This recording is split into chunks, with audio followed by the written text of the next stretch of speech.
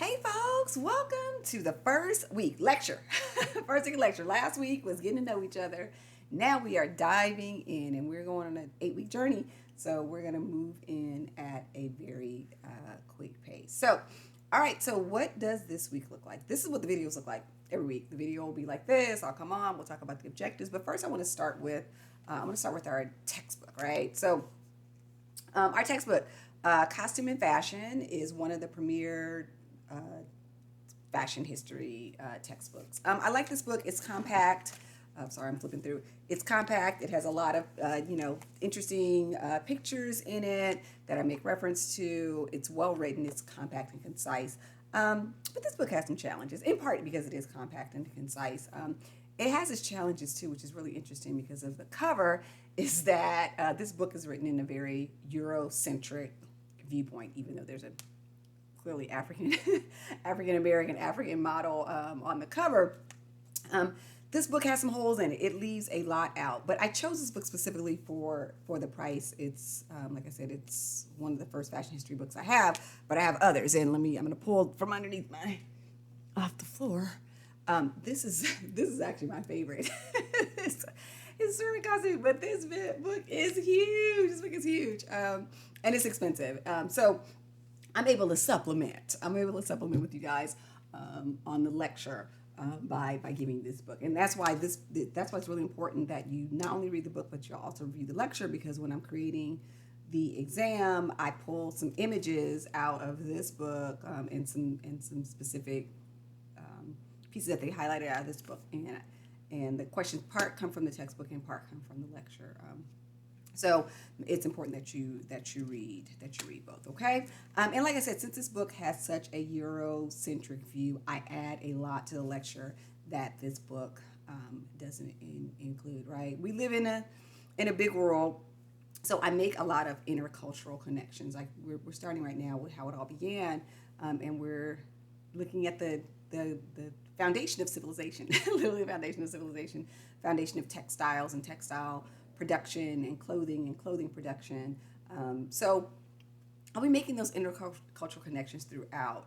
Once we get past Greece and Rome, we really start diving into these European cultures. Their inspiration came from outside of Europe. So I just want to make sure we include those. I include those in every way, shape, or form. So we'll be talking about textile production and fabrics that came from India and China. We'll be talking about how cotton was produced in South America and in India about the same time in mass production. So we'll be talking about that, and we'll just be making those connections. We'll be making those intercultural connections as much as possible. Okay. And then one of the other things that we'll be doing throughout this course, it starts here, but we'll be talking about fashion as art. And because these first two chapters cover the first 4,000 years of civilization before we have photographs, we'll be looking at a lot of art images. So we're looking at statuary, tapestries, paintings. There are some textiles that are preserved, but in very, very small quantities. We'll be talking about fashion as art, right? And art is an expression, right? And our clothing choices are an expression. They're an outward expression of how we feel about ourselves and our social status, right?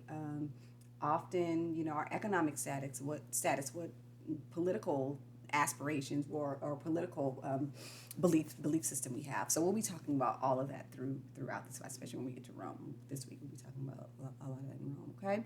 The other thing we'll be talking about is not just the garments, but we'll be talking about style, right? So the garments we're going to be talking about, the fashion that we'll be talking about is one thing, but we'll also be talking about style. So we'll be talking about, accessories. We'll be talking about jewelry and footwear and hats and, adornment. So the types of buttons or, details and those two things too. So we're talking about style as well. All of those things go into fashion, right? It's just not the shirt you put on, but how you wear the shirt that you put on, right?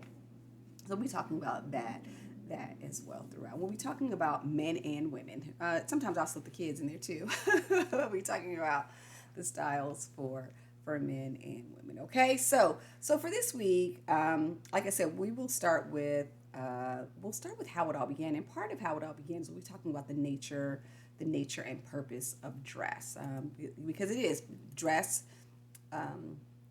Is done for a specific reason. It's just not for, kind of our health and safety to keep us warm um, or to cool us down when we're cold, or wearing garments that will keep us cool when we're cold. But it's about more than just those. So we'll dive into the nature and purpose of dress. We're also going to talk about the origins of dress. And we'll talk about that mostly in the ancient world. The origins of dress and the origins of production of textile. Okay, we'll talk about fabric and adornments in the ancient world. So we'll start a little bit with Mesopotamia and Egypt. Um, we'll also talk about ancient Asia. So we're going to dive into some of the stuff that was happening in China, because actually these things were happening simultaneously. So ancient Egypt, ancient China, and ancient India were all, I'm not gonna say at their heights, but they were all strong civilizations, much stronger civilizations than anyone in Europe at this time. So we'll talk about those, okay?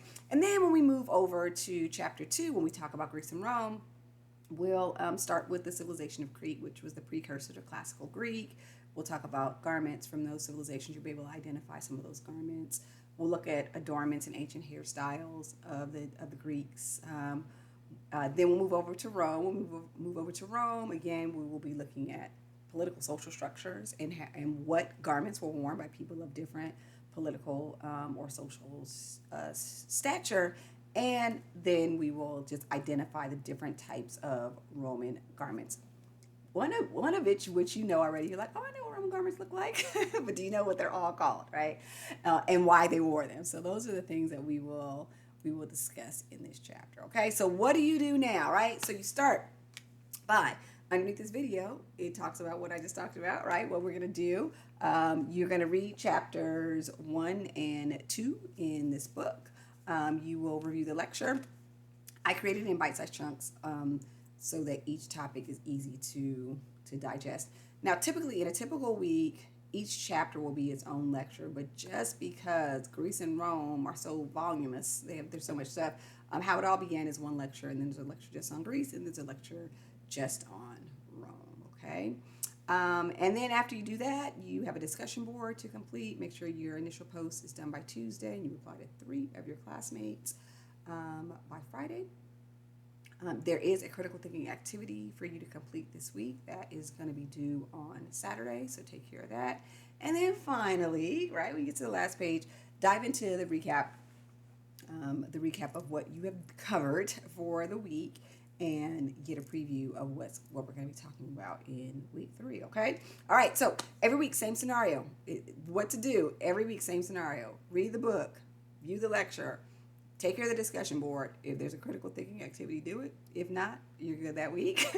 And then finally, go check out the recap and the preview for the next week. Again, this class moves at a fast clip, so just stay on top of it. And before you know it, it will be March 8th and the class will be over. Not that I want you to go, but when you're like, this is a lot of work, you can do it. You can do it. Really, my 8-week students get the best grades because they don't have time to procrastinate. They just dive in, okay?